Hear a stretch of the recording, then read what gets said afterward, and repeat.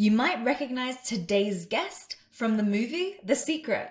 John Assaraf has become world-renowned thanks to his work in helping people unlock their mind so that they can reach that next level of success.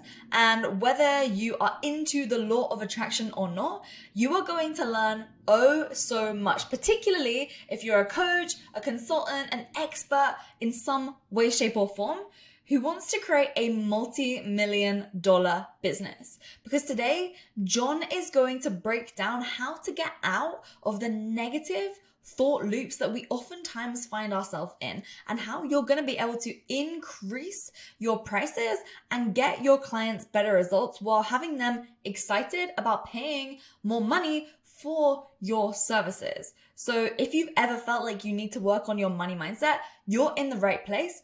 And if you have ever struggled to commit to a goal and follow through and achieve the things that you say that you're going to do, well, that's what we're going to be talking about here today. And as always, all of the show notes are going to be found at impactschoolpodcast.com. And over on that page, not only will you find all of the timestamps and everything that we are talking about here, but there's also going to be bonus free trainings and the ability to find out more information about how you can become a client of either myself or of John or of any of our Impact School guests. And if you haven't already hit subscribe on whatever podcast provider that you're listening to this on, whether it's on Spotify or the iTunes app or even on YouTube, then make sure to do so.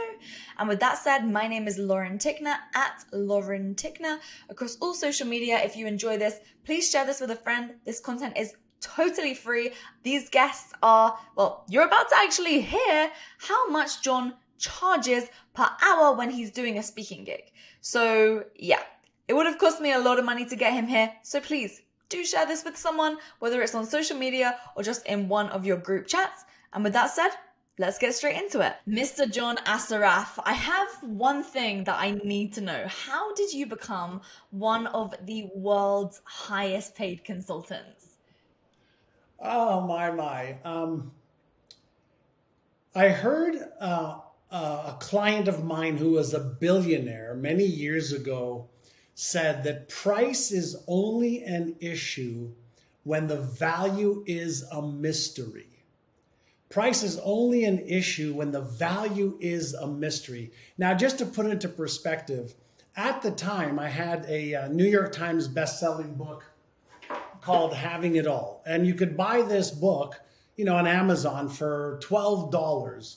Now, he called me up. He said, I read your book. I want to hire you to help me implement what's in the book.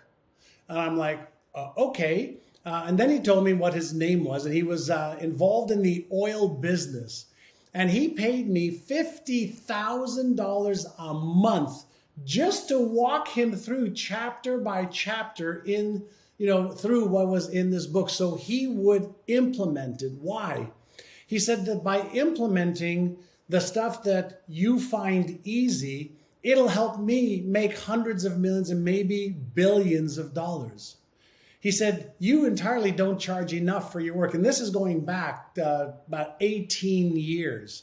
And so over the last 18 years, I started playing with charging for the value that I help somebody achieve, not the methodologies. So I've got my hourly fee for consulting to $10,000 an hour, $75,000 for 8 hours if they pay in advance. My speaking fee is $125,000, for a keynote for an hour to an hour and a half. And I started to think, and this was progressively got better and better. I started to really facilitate people getting results versus people consuming information. And so when I started to teach business owners how to grow their businesses to 1 million or 5 million, and in some cases to over $1 billion in revenue, what is that worth? And so if I can make it predictable, if I can help somebody do it faster and easier, then I want to be compensated for my expertise as it relates to the results I help people get, not the information that I give them, because they can get one of my 4 best-selling books in 35 languages. And that's how I got there. And they absolutely should grab your books. I'm going to make sure that all of those are linked in the show notes for this Thank podcast you. episode because, you know, John, hearing you speak on Clubhouse again and again and having you come into a lot of my rooms, it's just been amazing hearing you speak. And it's very evident that you have had so much success, which is why you're so confident now. And a lot of people, when they're first starting out, they lack that confidence and that self-belief in order to charge the high price point. So they think, okay, well, Yeah. just because I'm new, I'm gonna have to figure out what my costs are gonna be, and I'm gonna have to add on maybe like a 12% profit margin because that seems fair, and then I'm really gonna go above and beyond, and then they end up working themselves to the ground because they're trying to over deliver on something that they're not charging enough for anyway. So they are constantly dragging their clients because the client hasn't got enough skin in the game to actually want to execute because they've barely paid any money. And so, what would you say to those people? Because your content really is all about overcoming those things that hold you back, those limiting beliefs, those mindset blocks, those things that we can't see on the outside that Right. prevent us from having that success. So, firstly, what would you say to those people? Sure. So it's a multifaceted answer, and I'm gonna address it in a couple of different ways. Number one is as a behavioral neuroscience researcher and somebody who's an entrepreneur himself, something that I know for sure is that we will never outperform or outcharge our hidden self image or self worth. So let's say we have a program that's $100. We will never charge $1,000 for that because we either don't believe we are worth it or we don't believe that people will pay for it. Now, is that the truth or is that our concept of reality about ourself or our program? And if somebody is thinking, which I know everybody here is, they're going to go, well, the reason I don't charge 2 or 3 or 5 times more money is maybe I have limiting beliefs that people won't pay it. And the truth is, for the right person who needs what you have, they will pay it. I'll give you an example. This is a pen, right? It's only about $2. It's a simple pen. You can get it for $1.99 or $2.99. Now, if you're selling this pen to, people in places where this is a commodity, it's worth about $2. Now, I want you to imagine this scenario. Somebody is on their deathbed and they need to sign their will, or half of their $10 million estate goes to taxes. Will they pay you $500 for this pen? Of course they will, because if this is the only pen around, they will pay you. So price is only an issue and value is a mystery, but also if we have limiting beliefs around our program, product, services, or our value, we will never outperform the limiting beliefs. We will never charge more than what we believe it's worth or what we are worth. So when we are looking at our programs, products, or services, there's always somebody that's willing to pay more. There's always somebody who needs what it is that you have more than the other person. And so part of the first thing that I learned, 30 years ago, was first, let's identify who our ideal clients are that want and need what we have. And then let's create the communication strategies to show them the benefits of the product or service that we have, but more than just the benefits of those benefits. And then ask ourselves a question: what would they be willing to pay for self-confidence, for certainty, for more love, for predictable revenue, for the lifestyle of their dreams? Because your product or service may be this, but what they're really getting is this. Stop selling this. Sell the benefits and the benefits of the benefits, and you'll be able to charge 2, 3, 4, 5, 10 times more than what other people charge. So go back and rewind that and listen to that multiple times, because If you are similar to me, where I used to be when I was first starting as a fitness coach, so confused about marketing, sales, had no idea how on earth to do any of this stuff, I would always hear people say, features tell, benefits sell. And I did not know what that meant. And I was like, but it's such a good benefit that they get to do live Zoom calls with me. This is going to be so good and helpful for them. But frankly, that's not something that is going to help them clearly see how they can get to the outcome. So it really is all about what is the story that you can tell and loop those benefits into it so that your ideal client can transport themselves into that particular narrative, right? Because when you can get over that hurdle, then everything becomes a lot easier with all your marketing, your copywriting, and so on and so forth. And John, I love how openly you spoke about your fees and your speaking fees and so on and so forth, because we have so many consultants, experts, coaches listening to this right now. And when you're first starting, it's such a mystery land. It's also uncertain as to, well, how much money do these people actually make? What are, when they say they get paid a lot to go and speak on stage, what does that mean? And I think you just opened so many people's minds up. So thank you so much for sharing that so openly, because it really is a world which people who have the right motives and the right value to share can tap into.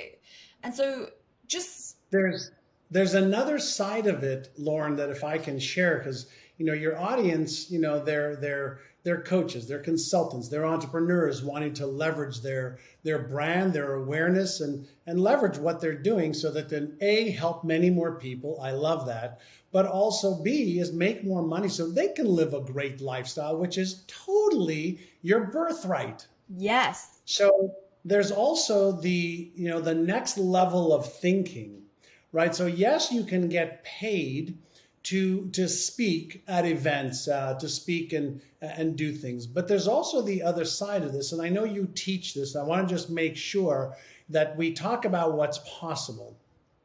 So when we can create, whether it's a keynote where we are sharing about our topic, it doesn't matter, how to make glasses, how to create a company that sells mugs, how to create plastic brains, it doesn't matter. There are ways to also take, your speech or your best consulting or coaching and then create online trainings that don't even require you to be there. Right? In the form of whether it's YouTube videos that sell or webinars and automated sales funnels and marketing funnels, you can learn how to leverage, technology and also leverage the best sales persuasion processes to be able to make way more money than you're making one-on-one, and maybe in some cases even selling 1 to 10 or 20 or 30. And yeah, if you want to get a free training that actually shows you how to do all of that, then if you go to impactschoolpodcast.com, there's going to be a button right there that says get free training. When you click that button, you'll be able to find out how to go ahead and take everything that you have and turn it into an online program and sell it and make multiple millions, just like what John has done himself and that I've done myself too. So there's a whole other level of automation and persuasion architecture that people can aspire to. Just like, if you're in great shape, you could be in great shape at the high school level. You could be in great shape at the university level. You could be in great shape at the Olympic level. You could be in great shape at the pro level. And the very best of those go to the All-Star team. Then the very best of those go to the Hall of Fame. So depending on your vision and your goals, how to achieve those different levels of success, we already know how to do it. So nobody who's watching should say, well, I can't achieve it because I don't know how to do it. You have to remember that all the how-to already exists. You just need to make a decision that you want to. And that's really what the battle's all about, isn't it? Because so many people have the strategy. Anyone can get all the information in the world if they wanted through going to YouTube, through buying courses. Yeah. But exactly as you alluded to earlier, you had a very, very successful client who literally paid you to implement the teachings in your book. So I want to break that down for a minute, because all of your content is about this inner workings, why we get in our own way. Okay? And so why is it that so many people have the strategies, all the strategies? Let's say there's two people. There's John and there's Bob. I won't say John, that's your name. There's Tom and there's Bob. Sure. So Tom has all the strategy, but he ends up broke. Whereas Bob has the exact same strategy, and then he ends up becoming a billionaire. What's actually going on there scientifically? Yeah, so there's four things that hold any human being back. It's not a 500 things. It's only one of four things, and this is the area that I started to really dive into when I was building my first company, Remax, and we were stuck at 1.2 billion in sales, which is a great place to be stuck. I was 26. I was like 31 years young. And I'd started the company with almost no money, just me. And I went and started to sell. And I then started to open up other offices and hired agents and trained them. And we started to grow. But we got stuck. And I was wondering, how is it possible that we're stuck when I know there's so much more potential? And I'm training these agents on how to sell more, how to market better, how to, do what they needed to do better. And even though they learned what to do, the majority of them didn't do what they knew how to do. And so I'm like going, what is keeping them stuck? Right? Like, what's keeping them stuck? And that's when I started to really dive into the neuroscience of behavior, the neuroscience of information, the neuroscience of emotions, etc.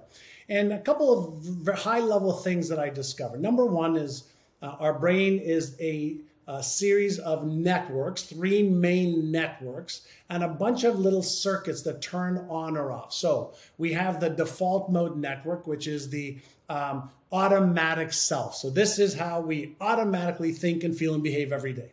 We have the executive functioning network, and this is another part of our brain that is what I call as the Einstein part of our brain that can think at higher levels and learn at higher levels. Then we have the salience network, but the things that these networks do is they turn on or off either motivational circuits, fear circuits, anxiety or stress circuits. So if you think about removing my face and your face and moving our skull, what we have is an organism with a nervous system, right? That's what we really have.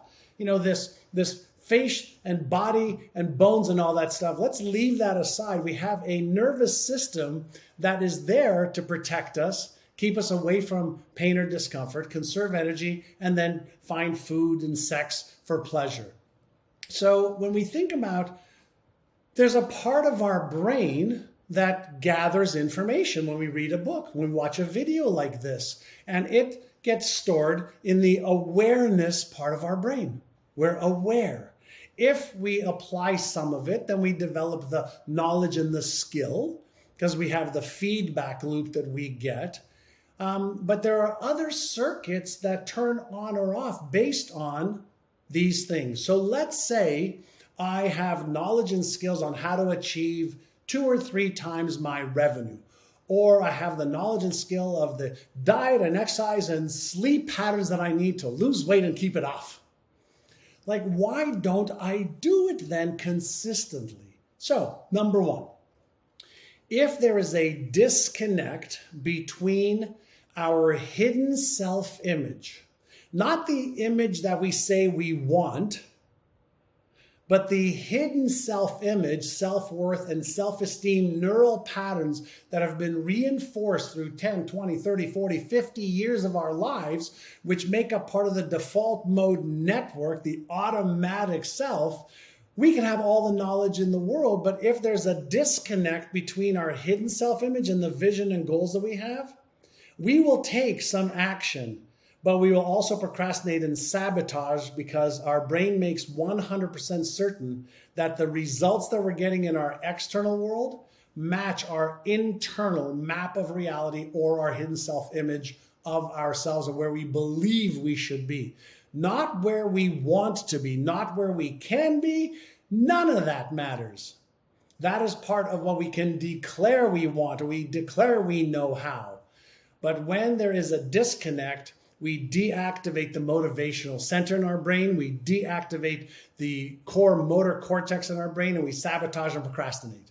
So if we want to achieve a goal and sustain it, we have to also augment our self-image, self-worth, and self-esteem to match the new vision and goal. Does that make sense as part one?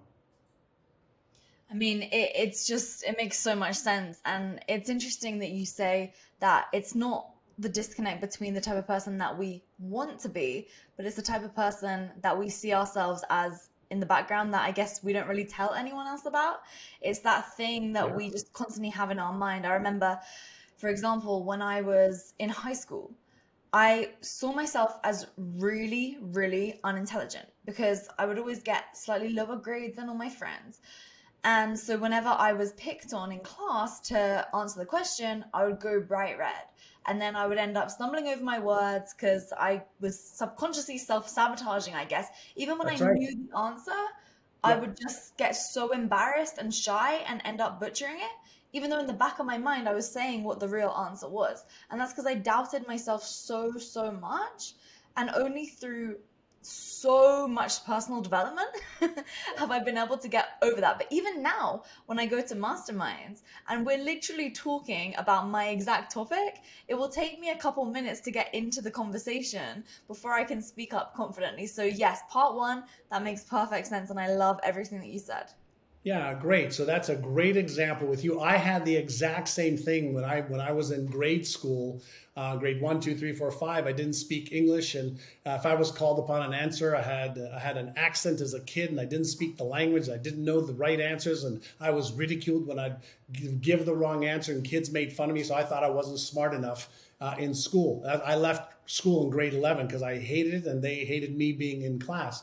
So if we have a self-image, self-worth, self-esteem disconnect, we can have the knowledge and the skills because we've read about it, we know what to do, and we're really proficient in it, but we will not perform at the highest level. Number two, it actually can be tied to number one, but the number two priority of our brain above or just below safety and survival is this. This is really an interesting one. Remember I said our brain has circuits that turn on or off based on either external triggers or things that we trigger because we're thinking about a success that we want to have, the lifestyle we want to have, the business we want to grow, the number of people we want to have. So let's say that I have a vision of starting a new program or selling my program for twice as much or adding an extra 100,000 or $1 million either a month or a year to my business. So our brain goes, wow, that's great. That's a great goal. We release the motivational circuit releases dopamine. It's called the nucleus accumbens and insula part of the brain. We release dopamine. We feel good. We high five our friends. We share with our friends, oh my God, I'm going to do this. This could be my best year ever. I'm going to launch this program to help more people. I'm going to go to Dubai and the Maldives and the UK and Paris and Ibiza. I'm going to travel the world with all the money I'm going to make. And then another part of our brain, by the way, that is the Einstein part of our brain that's doing that first part. But then in the very next nanosecond, the Frankenstein's monster part of our brain activates. So the first part is the left prefrontal cortex, but we have a right prefrontal cortex tied to the memory center and something called the hippocampus in our brain. And this part of our brain, remember I said, we will do almost anything to avoid pain or discomfort. So our brain is predicting this. What if you fail?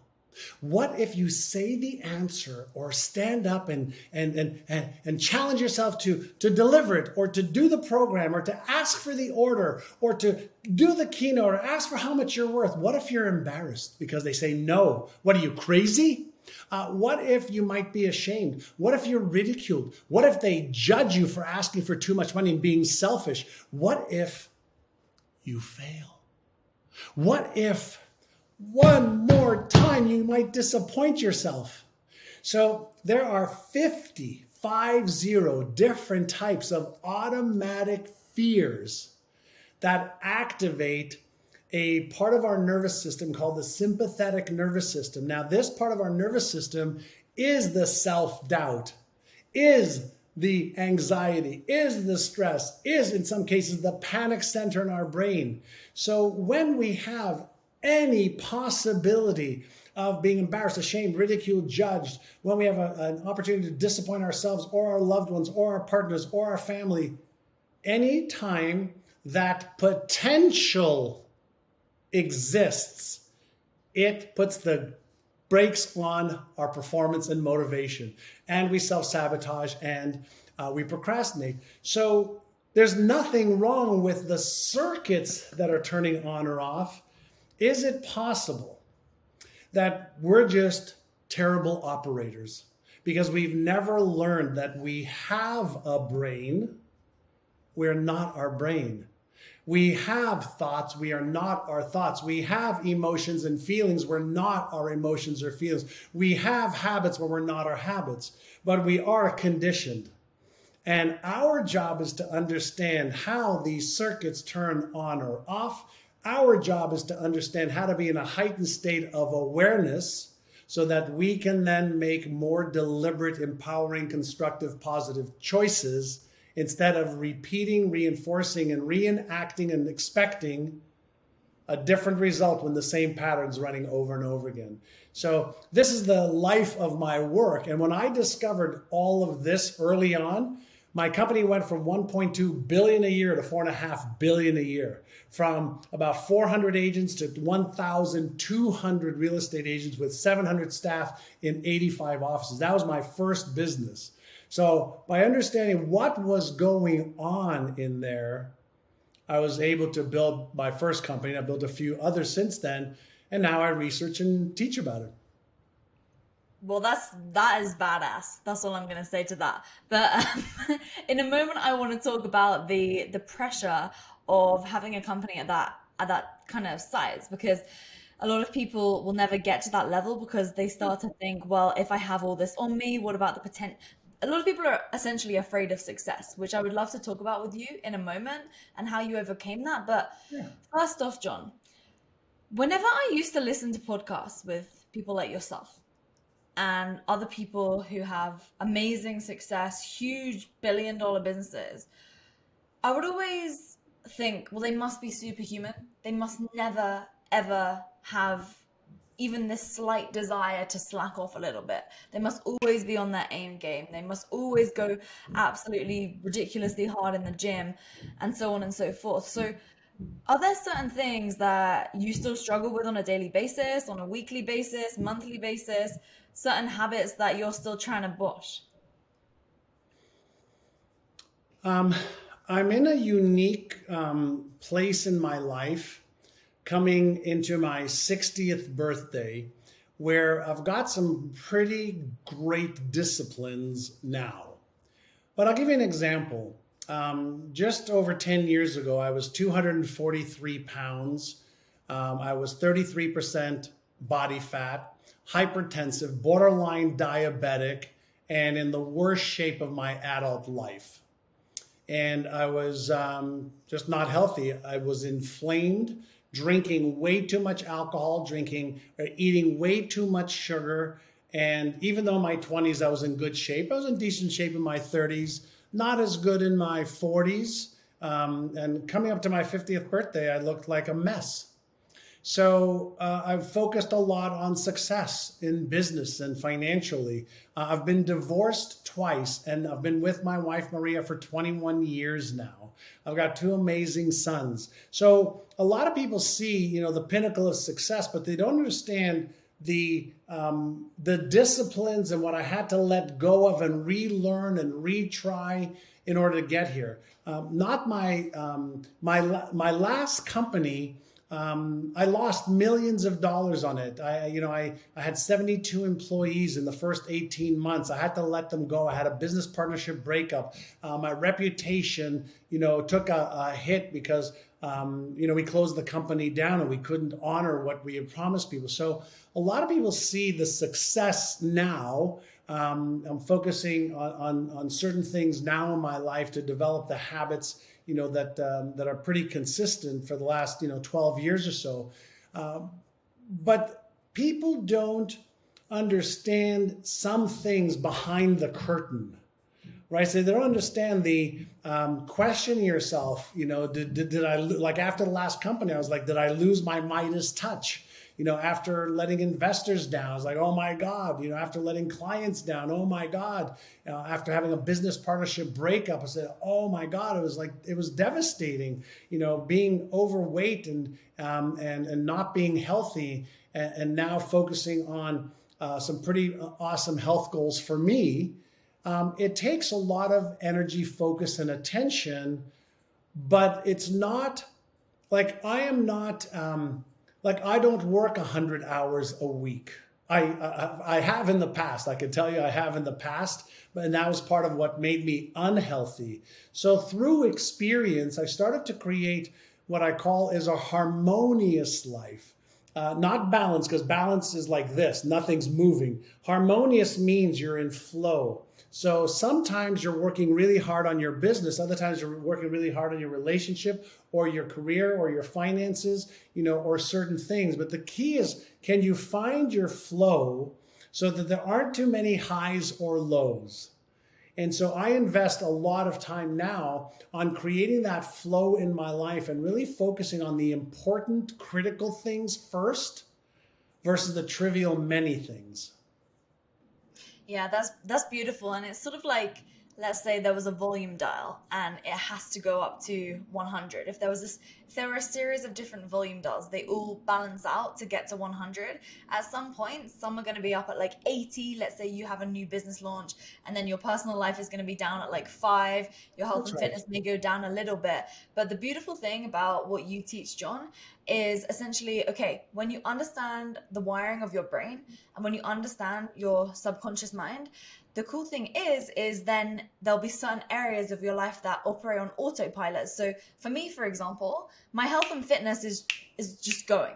I don't even think about it. It's just part of essentially my identity so much that even if I'm in the middle of crazy times in my business, you best believe I'm still getting my workouts in, and I'm still getting my steps in, and I'm still eating well, no matter what, because that's just churning in the background thanks to my habits, my rituals and routines. But then there will be still other areas of my life, and I'll be like, oh my gosh, an entire week has gone by and I haven't even phoned my family. And that's not very good, right? And so just coming full circle, meta thinking, okay? Thinking about how you're thinking. Mm-hmm. So this is an exercise that I think is very important to become successful with understanding your inner game. And so how do you teach that, John? Because it's quite a challenging thing to get to grips with for our audience. I'd love for you to share.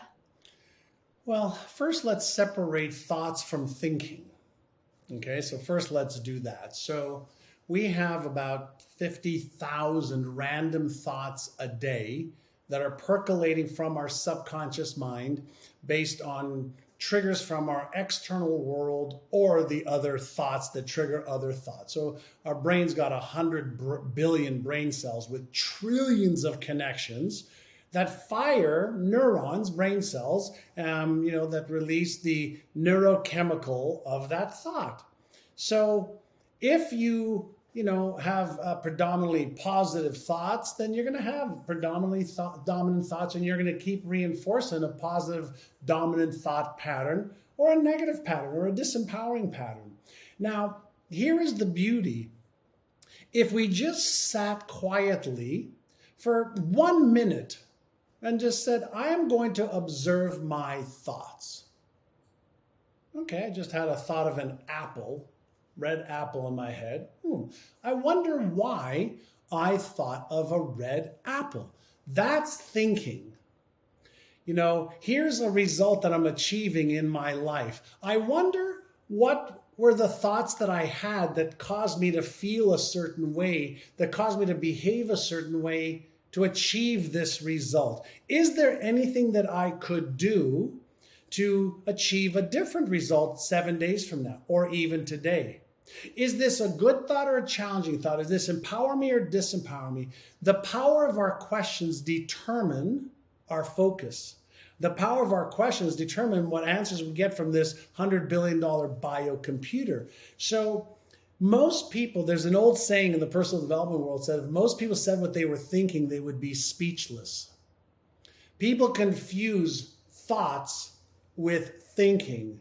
So do you have time to think about your health, your diet, your exercise, your routines, your relationship, your rituals, your habits, your strategies, your tactics, your friends? Do you have time in your calendar to actually think, right, of how I can do this versus why I can't?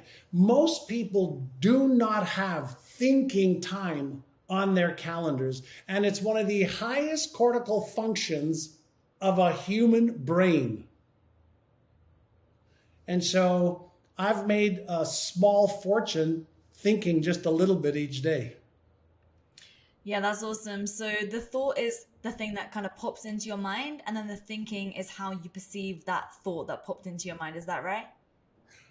Yeah, but also thinking, like, why did I have that thought? Is that an empowering thought or a disempowering thought? When I woke up this morning and I did this, and that, was that the best ritual that I could have had today? No, it probably wasn't. Great. Well, then what should I do tonight to balance that out? What can I do tomorrow morning to get the day started right? What can I do this weekend to review my week? What can I do this morning to plan my day? What if I do? What if I don't? Who can help me? What tools, what resources, what book, what beliefs, what habits do I need in order to make what I want to achieve easier and automatic? That's thinking. Right. Yesterday, as part of one of my goals, I have a new book that I'm going to start writing called The Second Half: How to Make the Second Half of Your Life the Best Half of Your Life. And one of the chapters is Fat at 50, Six Pack at 60. So I'm working on a six pack, which I'm almost there at 59 and a half years young right now. And I'll be in the best shape of my whole adult life from like 18 on by 60. So I sat down yesterday and I said, okay, the next 100 days, okay, here's what I'm doing on Monday. Here, so here are the sets, here's the repetitions, here's the diet, here's the calories. I sat down and thought about what do I actually need to do to achieve the goal versus just having the goal. So I created a plan for the next 110 days, which is how far I am from my birthday. So instead of just having a vision and goals and then having thoughts about it, no, I thought about a very specific plan for eating, exercising, and sleep. And then I will adjust and tweak every day. That's thinking. And then that's implementing as well, of course. Well, John, now that you've shared that with me, it looks like I'm going to be taking you through a workout, an outdoor workout at my gym in Dubai, and You got a deal. I'm going to have to hold you to that now. This is true accountability. This is getting published, so we've got some time until then, and I'll be able to Well, show you a good workout I in love Dubai. it. You have a deal. As you know, you Amazing. and I talked about, I will be in Dubai later this year, and we will go for a workout.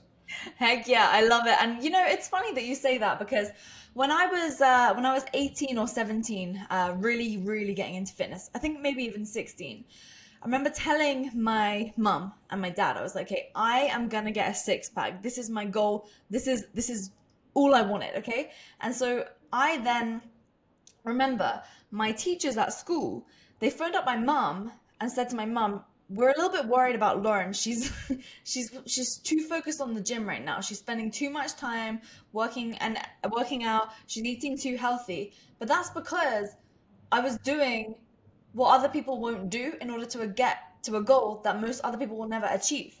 You got it. You know what I mean? And so people will call you crazy. People are going to think this person is out of their mind because you're doing something that's different.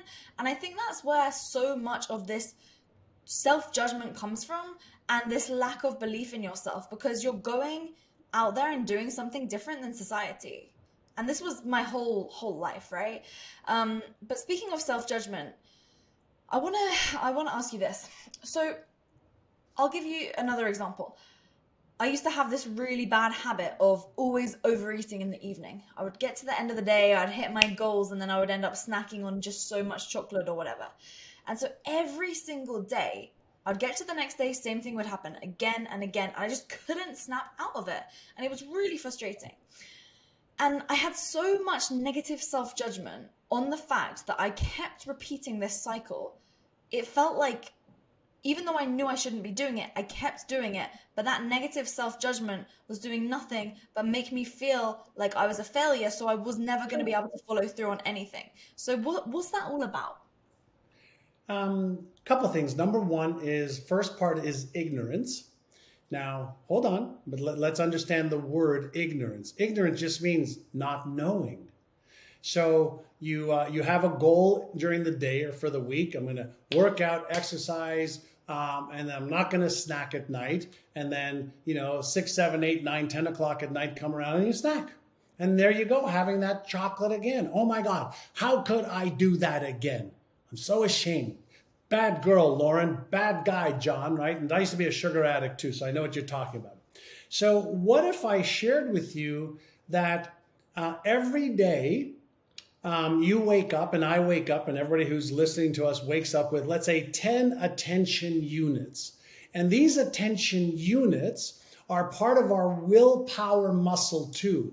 That basically says, okay, in the morning, focus on exercise, do this, don't do that, go over here, go over there, pay attention to that, pay attention to that, think about, the stuff that's not working out in the background, and all of this is using up attention units, attention units, attention units, attention units, attention units, attention units. Part one. Part two is based on something called automaticity. Our brain automates most of our thoughts, emotions, and behaviors. And as our attention units goes down, our automaticity levels go up, which means it's harder to break old patterns because we need now willpower. And when our attention units are down, so is our willpower. So now we're asking ourselves not to eat. Okay, when our willpower muscle is the lowest it's been all day, our automatic patterns are at their all-time high to conserve energy, and then we feel bad because we keep doing it. So what if we said, first and foremost, if we're going to have a habit elimination goal, why not upgrade our understanding of how our brain operates around habits, and specifically during different times of the day? And what if I said to you, Lauren, okay, if you really are committed not to eating your whatever tonight, let's you and I become accountability partners. Let's you and I agree that as soon as you have the desire to eat that chocolate or that pudding or that cake or that whatever, you're just going to give me a call and we're going to talk it through. That we can do with accountability, but we can also interrupt the pattern, okay, by saying, okay, anytime that happens, where do you normally go? And you say, well, I go to the fridge or I go to the pantry. Well, what if we took 2 stickies and we put one on the fridge and one on the pantry? It says, okay, before you eat anything, here's what I want you to do. I want you to do 2 inner sizes.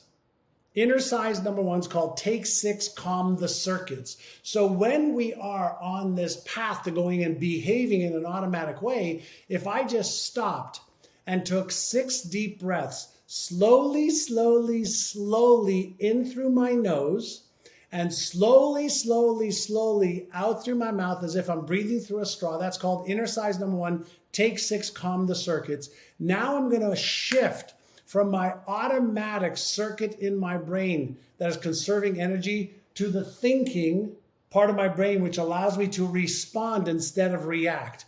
And then what if I did inner size number 2, which is called AYA, A-I-A. And AYA stands for awareness, intention, action.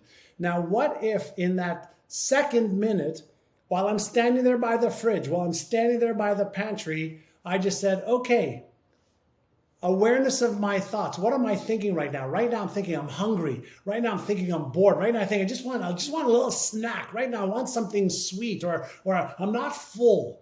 So awareness of my thoughts, emotions, feelings, sensations, and the behavior I want to take. Awareness. Now, what if I did this exercise number 2 without judgment, blame, shame, guilt, or justification? What if I just made a commitment that this week, anytime this happens, as I'm breaking the pattern, the habit of being myself, I am going to do it in a heightened state of awareness without judging, blaming, shaming, or feeling guilty. And then what if I said, okay, now that I'm aware of the pattern, because I'm here at the fridge with my hand on the door, okay, I'm in the pantry with my hand waiting to grab the chocolate, okay, then we set the intention. Is my intention to actually go through and eat this thing, or is my intention to develop a little bit more self-discipline tonight? Is my intention to do this and reinforce how shitty I feel afterwards, or to show myself I can do this tonight? And if the intention is, okay, to override the old pattern and have more self-confidence and certainty in myself, then what's one action step I can take? So one action step I can take is, you know what? I'm actually going to go sit back down. And I'm going to wait 10 or 15 minutes and see if I still feel like doing this.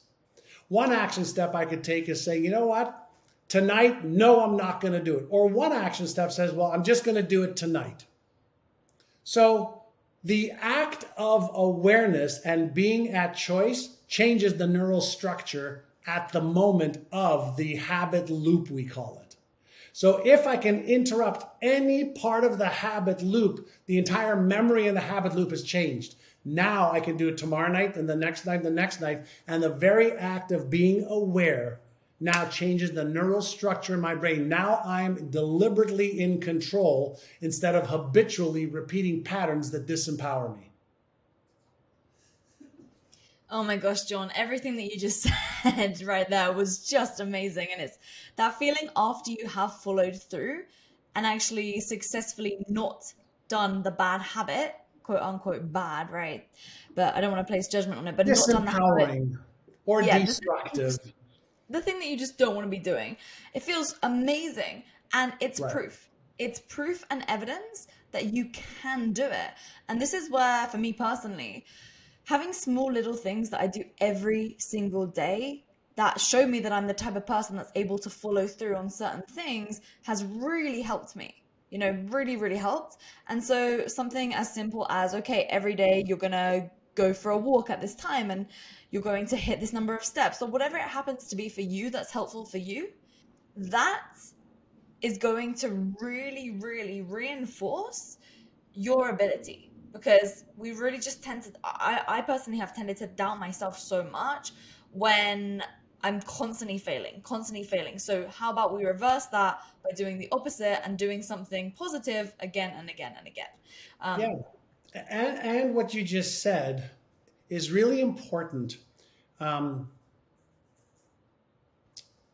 Developing empowering constructive habits is really a practice. And one of the things I teach all of my students is, at first, the habit is more important than the intensity or duration at first. So I'll give you an example. My wife, unfortunately, had to have major back surgery a couple of years ago. And they had put 2 rods in her back, 8 screws, then they had to remove 1 screw, and there were some complications, and she had to have 2 more surgeries. And in December of last year, we said, okay, now that she was able to start rehab after about 1.5 years, we said, okay, let's make it a practice to go on 5 little short walks a week. So we started with literally about 5-minute walks, and she has to have 2 canes to walk with, okay? She has a physical disability or a challenge, whichever you want to call it. So she walked, 5 minutes. 5 days a week, 5 minutes the next week, 5 times, 5 minutes the next week, 5 times, 5 minutes the next week, 5 times. And then it went to 10 minutes. And now she's up to 30 minutes and she's doing some hills. Now, why are we talking about that? Just the other day, she and I, we go down the street to this place where it's flat, and there's a coffee shop she loves. And it's kind of like we walk to the coffee shop. She has a couple of sips. On the way back, she does a couple of going up the driveway a couple of times. And the discussion we were just having the other day, I said, aren't you so happy that like 5 months later, you're doing this? She goes, I can't not do this now. She goes, I wake up thinking it's today the day we're going to walk. So initially you make the habits, but then the habits make you. So whenever I'm teaching any one of my students, when we are looking to break a disempowering habit or create and reinforce a new habit, I understand that we have something in our brain called the habit loop circuit. So there's a trigger, a behavior, and a reward that actually gets released. First in the anticipation of the habit, but then as you're doing the behavior. So when you understand how your brain works, it makes creating habits easier, not easy, but easier, but it also makes releasing disempowering, destructive, or negative habits easier as well. And here's the key, and I want to share this with everybody, that this will be a saving grace for you who take advantage of this. If you want to let go or start a new habit, commit to 100 days of retraining your brain and commitment. Not 7 days, not 21, it's 100 days to create a neural pattern that is strong enough to override an old pattern that you've had for 10, 20, 30, 40 years. So all of my students, whether they're in my Winning Game of Money program or business program or fear program or procrastination or weight loss program, I've got about 25 different programs. They have to commit to 100 days. And if they commit to 100 days, I can guarantee you that I've got the foundation and maybe a few stories that now you could build upon versus a temporary, pattern that isn't reinforced.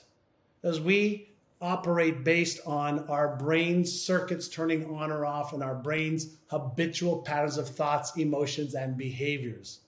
So we all can change, but if we don't understand, the science of change, right, we're going to pay the price of regret because we're not willing to pay the price of discipline. And this is where it's really interesting, the social element to this, whereby let's say you are someone who, because again, maybe I'm an example with this. So I'm very, very routine and habitual, but more so it's like I have these habits that I need to do every day rather than at a specific time each day. And I have actually noticed that this has sometimes come at a cost to other areas of my life, whereby it's like, okay, no, I'm gonna get my workout in today no matter what. And then that will actually interfere with my social life. And so over the years, I've had to actually make sure that I'm also being self-aware rather than just aware of my own goals and my own life. Yeah. So it's really one of these interesting things, because if you're like, okay, no, I need to go for a walk right now. I have to do it. And it's so important to you. Sometimes you have to weigh up what's more important to me. Getting these steps in right now, for example, or actually having a really nice meal with a loved one and having that emotional connection. Because sometimes I think it can be easy in the pursuit of goals to really isolate yourself. So do you have anything on that you'd like to share? Sure. So there's something that I teach called values-based living and values-based decision making, right? And so if I ask you, what's your number one highest value? Yours might be, freedom. Mine might be health. If I ask you your number two highest value, yours might be, saving for retirement, and mine might be, experiences that are going to make my life the masterpiece that I want. So what if we took time to ask ourselves, what are our highest values that we want to actually make decisions from? right? And there's an old story or it's a little parable or story. It says, imagine that you have like, a vase in front of you that's a glass vase, and there's an opening at the top of it that's about that big. And imagine next to this vase, you have big rocks, small rocks, water, and sand. How do you get them all into this vase? There's a specific order that you need to put them in order to get them all in. So, Lord, I'm going to ask you, if you had this vase with an opening at the top about that big, and you have, rocks and pebbles and sand and water, what's the order that you would get them in so that all fits? It's funny that you asked me that, because one of the best performing Instagram TV posts that I made was actually me. I went to the beach with a cup, and it was so hot in Dubai this day, and I just couldn't get the shot. And I was putting the rocks and then the pebbles and then the sand and the water in that order in. But I'm telling you, people were looking at me like, this girl is absolutely crazy. I was there for like 2 hours trying to get this bloody content. But there we go. That's the order. There you go. So if you have it in any other order, it just doesn't work. So if we started to make decisions in our life based on the values that make us feel our best, make us feel like our life has the most purpose, the most meaning, that we are bringing our best self to the game, if we take care of the big rocks first every day, and then the next and the next and the next, then we'll have a way to make decisions that the question doesn't even come up. Should I go for a walk or be with my family member for dinner? Because that would have already been planned in my schedule in the order of where I'm going to get the biggest bang for my proverbial hourly or daily buck. Boom, I love it. So make the decision once, and then you don't have to ever even spend energy making that decision again. That's beautiful. If you were to look at my calendar, daily, weekly, monthly, my entire calendar is built on my highest values first. That's awesome. So, right. And by the way, work is not part of my highest values. So mine is God, my personal health, my family, contribution, and then fun and experiences. So work fits into my fourth highest value, right? So I contribute through the work, the research I do, the programs I create, the consulting or coaching that I do, that falls into contribution. So if I have to work or be with my family, work's going to wait. If I've got to work or focus on my health, work's going to wait. So I put these things, number 1, number 2, number 3, in my calendar first. Fun and experiences, I usually will plan out my entire year of fun and experiences before the end of the coming up year. I already know what I'm going to be doing a year in advance. Now, there's room for change. There's room for spontaneity. But I've organized my life so it's easier for me to focus on my highest values first. That's amazing. And so I would just challenge you, as you listen to this, to assess the way that you're living. Is it in alignment with the values that you have? And if you haven't sat down to really assess what are my values, then that's definitely an exercise to go ahead and do right now. And I would say put it in your notes on your phone, or write it down with a pen and paper, take a photo, and then tag myself and John on Instagram stories or LinkedIn or whatever. John is just at John Assaraf, JohnAssaraf, and I am just at Lauren Tickner, Laurentickner. Now, John, something I really, really needed to ask you is, you mentioned how you had this picture of your life, this painting of your life, this vision for how you wanted your life to look. I mean, when you were younger, did you actually see that you'd be living this way? Or did you ever have any type of idea of that? Or which direction did you think your life was going to go in? Well, it was from 7, 8 years old to around 19, and especially 12 to 19, I thought I would probably be dead or in jail in my 20s. I was doing drugs, drinking a lot of alcohol, doing illegal things in a small little street king that got into a lot of trouble with the police and detention centers and things like that. Now, I'll share a little story with you, and then we need to wrap up if we can. When I was 19, my brother had arranged for a meeting with a very successful entrepreneur. And I had to take the train from Montreal, where I was living, Canada, to Toronto, Canada, which was about 350 miles or 500 kilometers away.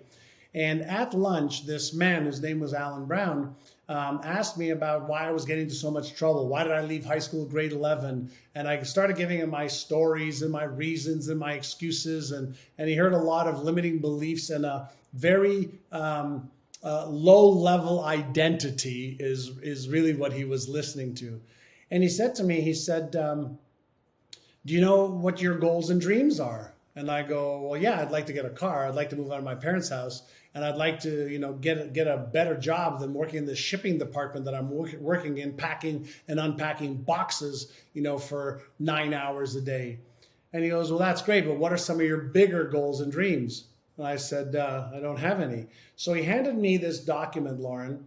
And on this document, the first question said, true story, at what age do you want to retire? I'm like, I'm 19. At what age do you want to retire? I'm like, is this a joke? So I just wrote down 45. Second question, how much net worth do you want to have upon retirement? And I looked at Mr. Brown, and he looks back at me, and I go, Mr. Brown, what is net worth? Had no idea. Third question, what kind of lifestyle do you want to live? Fourth question, what kind of car do you want? What kind of home do you want? Who do you want to help? Blah, blah, blah. So I filled out all these questions. I just made shit up. $3 million, 45, want a Mercedes-Benz, 4-bedroom house, travel the world, first class, retire my parents, take care of my brother and sister, have an Italian wardrobe, blah, blah, blah, blah, blah, blah, blah, blah.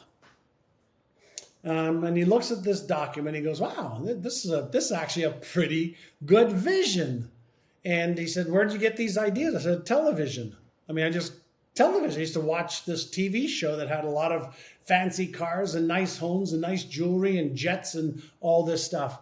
And he said, listen, I'm going to ask you one question. And the answer to this one question will determine whether you achieve every one of these things you have written down, even though you made it up in your imagination. And I'm thinking in the back of my mind, Lauren, one question, like really one question. So he looks at me, he leans over and he goes, are you interested in achieving these things, or are you committed? I go, what? He goes, are you interested? Are you committed? And he goes, well, I said to him, well, what's the difference?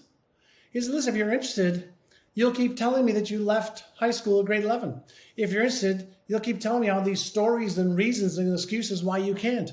If you're interested, you'll come up with all of the excuses for not being smart enough or good enough, which is what you've shared with me for the last hour. He said, but if you're committed, you will upgrade your identity to match your destiny.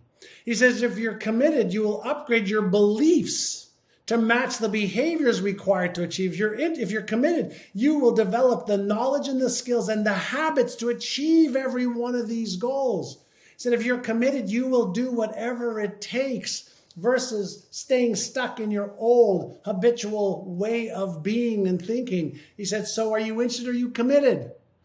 I said, oh my God, I'm committed. And so he reaches out his hand and I reached mine out. He says, in that case, I will be your mentor. And I go, wow. I shook his hand. I looked him in the eye. I go, what's a mentor? I didn't know. I was 19. Didn't have any personal development. I hadn't read one book on personal development at that time. And he said to me, listen, a mentor is somebody who will guide you, who will show you the path. And a mentor will tell you what to do, what not to do, and why. A mentor will show you the resources. A mentor will introduce you to the things you need to learn and to the path to being able to make what you want to make a reality. A mentor will save you time, energy, money. I go, oh, wow, that's great. And then he says, great, the first thing I need you to do, I need you to move from Toronto or from Montreal to Toronto. I go, Moved from Montreal to Toronto. I don't know anybody here. I don't have a house. I don't have a job. I don't have any money. He says, stop. Look at you. Look how fast you're giving me stories and reasons and excuses. Remember I said if you're interested, that's what you're going to do. But if you're committed, you'll figure out a way. I said, I know, but that's the truth. He says, no, that's your truth. That's not the truth. I said, fine. I'll move to Toronto. He says, great. Second thing I need you to do. On May the 5th, and these are true dates, Lauren, on May the 5th, this was April of 1980, before you were born, right? On May the 5th, he said, there's a real estate class that starts 9 to 5 every day. You need to pass a test, get a real estate license, then I can help you. I said, what? You want me to go back to school? I hate school. I flunked English. I flunked math. They kicked me out so many times. They didn't know where they wanted. I said, there you go again. You're giving me all the stories, reasons, and excuses. You're not smart enough. They'll kick you out. You don't like. I said, I don't have $500. He said, well, you don't need $500. You haven't made a decision that you're going to do it. I said, Mr. Brown, I hate school. I fail so many classes. I don't want to do it again. He says, well, you can choose not to, but that's what it's going to take if you want those goals and dreams. I said, oh my God, I got $40 in my bank account. That my mother paid for my train trip over here. And so I kept going to my stories, my reasons, my excuses, and he kept pointing out that I was defaulting back to my old identity, my old self, what was easy for me to just stay stuck in.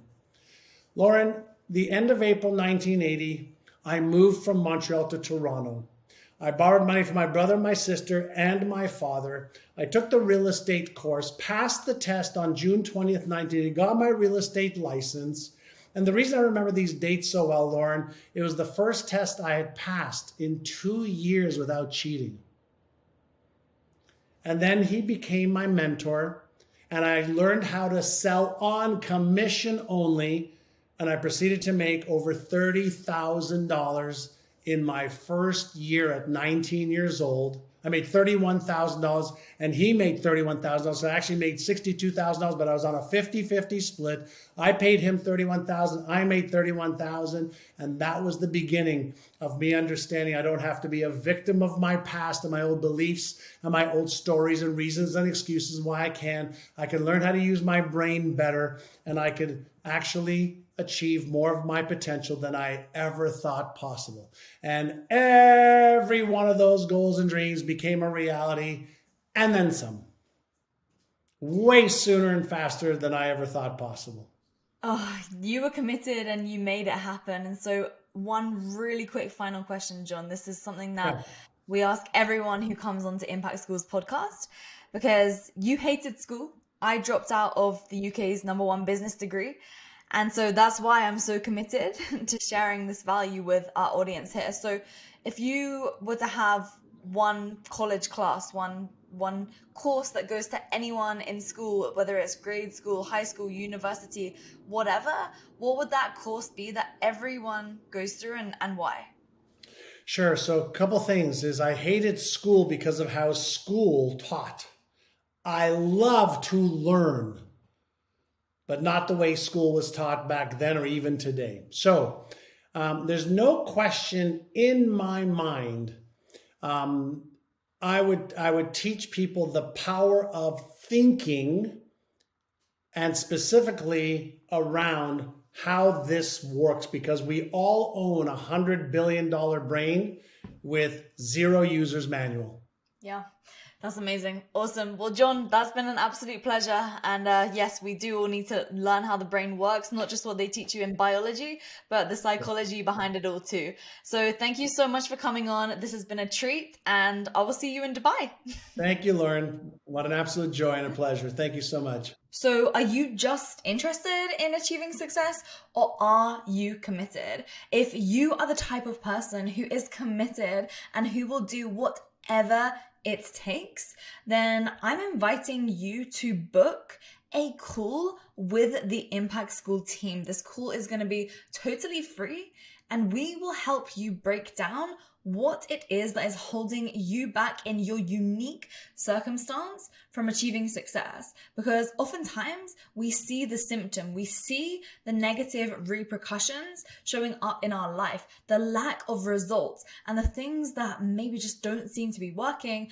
But it's usually down to the fact that we don't know what we don't know. There are things that you're doing right now that you don't even realize. And when you book a call with the Impact School team, we will be able to break that down based upon putting in the reps, all the experience, having helped hundreds and hundreds of people have success with their online coaching, course, consulting, agency, or mastermind business. So make sure to book a call with us right now. So go to impactschoolpodcast.com/call, and then you'll be able to find the best date and the best time that works for you. There'll be a few small questions for you to fill out to make sure that we can make the most of our time on the call together. And then if it's a good fit and if it makes sense, then we may invite you to join one of our programs. But we're pretty selective about who we work with, which is why we want to get on that call first of all. So go to impactschoolpodcast.com/call right now and book yourself in for a call. And if you enjoyed this episode, then make sure to listen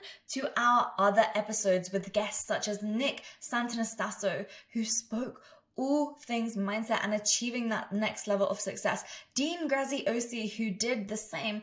And we also have guests such as Chris Voss, who was the FBI hostage negotiator for years, the head FBI negotiator, who has really helped myself and my team when it comes to all things sales. So make sure to subscribe on whichever podcast provider you are listening to Impact School's podcast on. So with that said, we will see you in the next episode, and I hope you have an amazing day.